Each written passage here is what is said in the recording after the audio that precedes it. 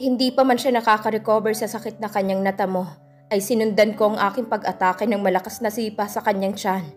Tumilapon siya sa aking maliliit na paso na may mga nakatanim naman si teras. Mabilis akong lumapit sa kanya at sumakay sa likuran niya. Saka hinila ang buhok niya at binigyan siya ng malakas na suntok sa mukha ng maraming beses. Kinuha ko ang kutsilyo sa tabi niya at itinutok sa leeg niya. "Sinong nag-utos sa'yo na patayin ako?" Malamig ang boses kong tanong ko sa kanya at sa mapanganib na tono. Ngumisi ang lalaki kahit umaagos na ang dugo sa bibig at ilong niya. "Patayin mo na lang ako kung gusto mo dahil wala kang mapapala sa akin." "What a loyal dog!" Walang emosyon kong sabi. Tapos bigla kong sinaksak ng kutsilyo ang kanang kamay niya at napasigaw siya ng malakas dahil sa sobrang sakit. "Hindi mo ba sasabihin sa akin o gusto mong tusukin ko rin ang kabilang kamay mo ng kutsilyong ito?" "Hindi ka isang tao. Isa kang demonyong walang puso!" Sigaw niya sa akin at pagkatapos ay biglang tumawa ng malakas kahit na nasasaktan. "Nakakaawa ka. Hindi mo alam na nasa tabi mo lang pala ang kalaban mo." Lalo akong nawalan ng awa dahil sa narinig ko. Wala akong awa sa mga taong may masamang balak sa akin. Lalo ng mga taong may inililihim sa akin at ayaw magsabi ng totoo. Kaya tinusok ko ulit ang kamay niya. Pero this time itinarget ko naman ang ugat sa kaliwang kamay niya. The man shouted at the top of his lungs while cupping bloods. Ngunit wala akong awa na nararamdaman para sa taong katulad niya. "You bitch!" Galit na sigaw sa akin na halos lumabas na ang ugat sa kanyang mukha sa sobrang sakit na kanyang nararamdaman. If he is not my enemy, I will give him a thumbs up dahil kahit anong gawin ko sa kanya, ay ayaw pa rin niyang sabihin sa akin kung sino ang utak sa pag-atake niya sa akin. Pero dahil ayaw niyang magsalita kaya wala akong choice kundi pahirapan siya. Wala akong pakialam kahit mukha siyang nakakaawa. Hindi dapat kaawaan ng mga tulad niya. Dahil sa mga taong katulad niya kaya ako naulila. At para akong isang taong buhay na patay. Gumagalaw ngunit patay. At malamig ang puso. Hindi ba't katulad ka rin ng mga taong kinaiinisan mo, Shiva? Sa bawat taong pinapatay mo ay may mga bata na nawawalan at nauulila sa magulang. Napailing ako nang biglang may nagsalita na maliit na boses at bumulong sa tenga ko. Hindi, iba ako sa kanila. Hindi ako pumapatay ng mga inosenteng tao. Ang tanging mga taong pinapatay ko ay mga taong maituturing na salot sa lipunan. "Ayaw mo kasing magsalita, kaya matulog ka na muna." Sabi ko sa kakinuha ang karayom ko na nakatago sa gilid ng bewang ko at itinusok ko sa batok niya. Nagbilang lang ako ng 1 hanggang 3 segundo. Bago tuluyang nahiga ang lalaki sa semento at nakatulog. Ang karayom na ginamit ko sa kanya ay pampatulog lamang. Hindi pa ako tapos magtanong sa kanya kaya hindi pa siya mamamatay. Tumayo ako mula sa pagkakaupo sa likuran niya nang masigurado kung wala na siyang malay. Akmang hihilain ko ng lalaki nang marinig kong malakas na tunog ng landline ko sa sala. Iniwan ko na lamang ang lalaking nakahandusay sa sahig at walang pagmamadali. Pumasok ako sa bahay ko para sagutin ang telepono. Hindi naman siya makakatakas dahil ngayon ay nasa panaginip na siya. "Hello, Shiva! Kamusta?" Tanong agad sa akin ang nasa kabilang linya kahit hindi ko pa nasasabi ang salitang hello sa kanya. "Tinitingnan mo ba kung buhay pa ako?" Prangka kong tanong sa lalaking tumatawag na walang iba kundi ang isa sa aming BAS member, si Manolo. At alam kong isa siya sa mga taong lihim na naasar sa akin. "Whoa, I'm just asking if you're okay. Balita ko may bagong mission na ibibigay from above and since you just finished your mission, baka hindi ka na makatanggap ng panibagong mission." Paliwanag niya na may kahalong inis sa tono ng boses. "Ganun ba? Akala ko tinawagan mo ako para masigurado kung matagumpay ba akong napatay ng assassin na pumasok sa bakuran ko." Nakangising sabi ko kahit hindi niya ako nakikita. Hindi ako naniniwala na hindi siyang nagpadala sa lalaking nagtangkang pumatay sa akin kanina lang. "Oh, kamusta naman ang taong nagtangkang pumatay sa'yo?" Tanong nito na kunwari ay hindi interesado ang boses at casual lamang na nagtatanong. "He's half dead at nakahandusay sa sahig sa labas ng bahay ko ngayon." Mahina ang taong ipinadala ng taong gustong pumatay sa akin. Madali lang siyang nakatulog. Hindi man lang ako pinagpawisan ng konti. Mayabang ang tono ng aking boses na sabi ko sa kanya. Sinadya ko talagang magyabang dahil gusto kong malaman kung anong magiging reaksyon niya sa sinabi ko. Isang malakas na tawa ang narinig ko sa kabilang linya. Mukhang okay ka na, Shiva. And I think you can accept another mission too. Sabi ni Manolo pagkatapos tumawa ng malakas. Ngunit hindi siya nagkomento sa sinabi ko. Parang nagkakamali ako sa pag-iisip na ang lalaking ito ang nagpadala sa lalaking nagtangkang pumatay sa akin. Kaya kong gawin ang kahit anong misyon. Shit! Laking gulat ko nang marinig ko ang malakas na tunog ng motorsiklo sa labas ng gate ng bahay ko. Basta ko na lamang binitiwan ng landline at tumakbo palabas. Napasipa ako sa ere nang makita kong wala na sa sahig ang walang malay na lalaking assassin. Malamang niligtas siya ng rider habang kausap ko si Manolo sa telepono. Muli akong napasipa sa hangin sa sobrang inis. Bakit hindi ko naisip na baka may backup siyang kasama? Naging careless ako sa pagkakataong ito. Napatingin ako sa gate ko at napailing. No wonder madali nilang nailigtas ang lalaking nahuli ko dahil gumamit pala ng laser ang assassin na nahuli ko para makapasok sa loob ng aking bakuran. Malaki tuloy ang butas ng gate ko. Hindi ko napigilan ang mapabuntong hininga ng malalim. Paano ko malalaman ngayon kung sino ang taong nag-utos sa lalaking yun na patayin ako? Isang malalim na buntong hininga ang pinakawalan ko ulit bago ako nagpasyang pumasok sa loob ng aking bahay. Pero bago pa man ako makalapit sa pinto, biglang may humintong motorsiklo sa tapat ng gate ko. Nanlaki ang mata ko nang makitang tumutok sa akin ang baril ng rider ng motorsiklo. Oh shit! Not this one! Kasabay ng sunod-sunod na putok ng baril ay gumulong ako sa papunta sa poste ng aking garahe para magtago. Kahit kailan ay ayoko sa baril. Naalala ko lang kasi ang trahedya na dinanas ng pamilya ko sa kamay ng mga armadong tao na pumatay sa kanila. Ito ang dahilan kung bakit hindi ako mahilig gumamit ng baril para pumatay. Ayoko ng dugo. Ayokong makakita ng dugo. Ang paggamit ng aking mga karayom para pumatay ay ang pinakamagandang paraan para hindi ko makita ang kahit isang patak ng dugo mula sa taong pinatay ko. Hindi mo siya tinamaan! Tanga! Narinig ko ang galit na boses ng driver ng motor na yon habang kausap ang lalaking nasa likod na siya namang bumaril sa akin. It's not my fault that she is too quick to hide. Galit na tugon ng lalaki sa kanyang driver. Sinamantala ko ang pagtatalo ng dalawang lalaki. Lumabas ako sa aking pinagtataguan at hinugot ko ang dalawang pampatulog na karayom at ibinato sa dalawang lalaki sa labas ng aking gate na para lamang akong naghahagis ng dart sa dartboard. Napangiti ako nang makita kong mabilis na nakatulog ang lalaking bumaril sa akin nang matusok siya ng mga karayom ko. Shit! You are such a loser and a burden to me! Galit na kausap ng driver sa kasama kahit natutulog na ito sa likuran niya. Hinugot nito ang baril at saka ako pinaputukan. Hindi niya ako tinamaan dahil mabilis akong nakapagtago ulit sa poste. Nang makita ng lalaki na hindi niya ako tinamaan ng baril, ay mabilis niyang pinaandar ang kanyang motorsiklo para tumakas. Nagmamadali akong lumabas sa pinagtataguan ko at saka siya hinabol at hinagisa ng aking mga karayom. Bigla itong natumba ng tamaan siya ng isa sa mga karayom sa kanyang likuran. Bingo! Akala mo makakatakas ka sa akin? In your dreams. May bahagyang ngiti sa aking mga labi na naglakad ako palabas ng gate. Sisiguraduhin kong sasabihin sa akin ng dalawang lalaking ito kung sino ang may pakana ng kanilang mga aksyon. Pero bago ko pa malapitan ng dalawang lalaking nakahandusay sa kalsada, ay biglang may sumulpot na motorsiklo sa harapan ko. Tumakbo ako pabalik sa loob ng gate nang tinutukan niya ako ng baril at pinaputukan. Shit!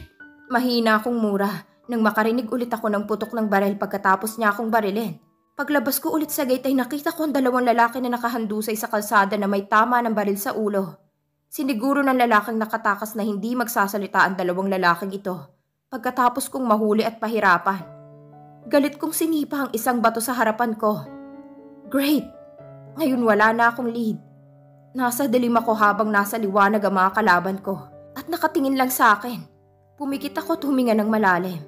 Pagkatapos ay bumalik ako sa loob ng aking bahay. Kailangan kong tawagin ang aking ninong bago dumating ang mga pulis at mag-imbestiga sa nangyaring putukan at patayan. Pagbalik ko sa sala ay napansin kong nakabitin pa ang landline ko. Naalala ko na basta ko na lamang pinutol ang usapan namin ni Manolo na walang paalam. Pag-angat ko ng telepono ay wala na si Manolo. Nagkibit-balikat na lamang ako saka nag-dial ng number ng bahay ni Ninong Rafi. Kaibigan siya ng tatay ko, ninong ko at benefactor ko pa siya. Siya ang nagligtas sa buhay ko noon. Kaya buhay pa ako ngayon. Hello, Ninong Rafi. Can you please let your people take care of the dead body of the assassins? Na sumalakay sa akin ngayon lang. Nakahandusay sila sa kalsada sa labas ng bahay ko. Pagkakwento ko, Agad kong sinabi sa kanyang problema ko bago niya ako mabati. Lagi namang siya ang tagalinis kapag minsan ay nagkakalat ako. Okay, I will send my men faster. Don't go out in case may pulis na mauna bago ang mga tauhan ko, okay? Utos niya sa akin. Hindi niya ako tinanong kung bakit ako humingi ng tulong sa kanya. Nahuhulaan na yata niyang nangyari. Sa mundong ginagalawan ko kasi hindi na nakapagtataka ang ganitong eksena. At alam ko na ilang beses pa itong mauulit. Kaya dapat ko nang ihanda ang aking sarili ngayon pa lang. Pagkatapos kong kausapin si Ninong ay bumalik ako sa kwarto ko at humiga na parang walang nangyari. Hindi ko mapigilang isipin kung sinong tao ang nasa likod ng tangkang pagpatay sa akin. Walang ano-ano ay biglang pumasok sa isip ko ang lalaking umatake sa akin sa loob ng bakuran ko kanina. Ang sabi niya ay nasa tabi ko lamang ang aking kaaway. Nagsasabi kaya siya ng totoo. Ngunit wala naman siyang motibo para magsinungaling sa akin. Ang tanong ay sino? Sino ang aking kaaway na nagtatago sa liwanag at hindi sa dilim at nasa tabi ko lamang? Sino? Shiva's POV. Ipinarada ko ang kotse ko sa tapat ng building na may mahigit na 3 palapag. Pagkatapos kong maiparada ng maayos ang kotse ay agad akong naglakad papasok sa building. Good morning, ma'am. Nakangiting bati sa akin ni May na member din ng Black Assassin Squad. Ngunit hindi siya katulad ko o ni Manolo na pumapatay ng tao. Naging member lamang siya ng BAS dahil siya ang lady guard na nagbabantay sa ibaba ng building. Ngunit kahit isa lamang siyang guard ay may kakayahan din siyang makipaglaban. Lahat kasi ng BAS members maski ang pinakamababang miyembro ay dumadaan din sa matinding training.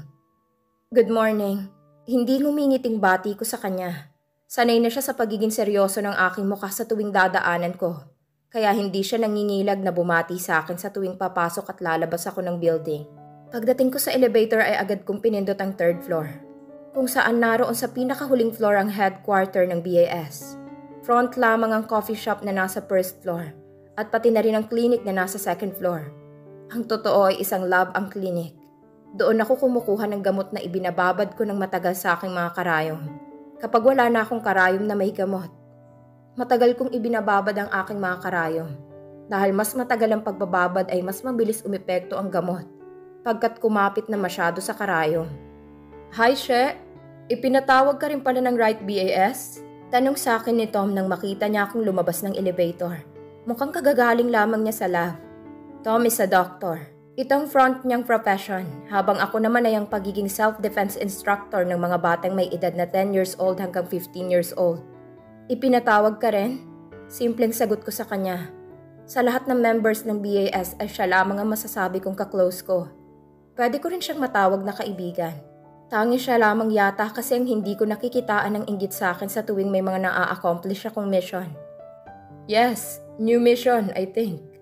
Kibit balikat na sagot niya sa akin. Pagkatapos ay sabay na kami naglakad papunta sa opisina ng Right BAS. Ang Right BAS and Left BAS ay 2 tao na malapit sa pinakapinuno ng BAS. Maliban syempre sa mga officers ng BAS. Ang Left BAS ang tumatanggap ng trabaho mula sa client. Habang ang Right BAS naman ang pumipili kung sinong assassin ang gagawa ng pinapatrabaho ng client. Nang makarating kami sa tapat ng pintuan ng opisina ni Ninong Rafi na siyang Right BAS, ay kumatok ako ng 3 beses. Come in! Tinig mula sa loob ng opisina. Saka ko lamang binuksan ang pintuan nang marinig ko ang boses ni Ninong Rafi. Agad itong ngumiti nang makita kaming dalawa ni Tom, na siyang pumasok sa loob ng opisina. My 2 best assassins! Sit down! Nakangiting bati ni Ninong sa amin. Sabay turo sa 2 upuan na nasa harapan ng mesa nito, kung saan ito nakaupo. Another mission? Blanco ang ekspresyon ng aking mukha na tanong ko kay Ninong Rafi.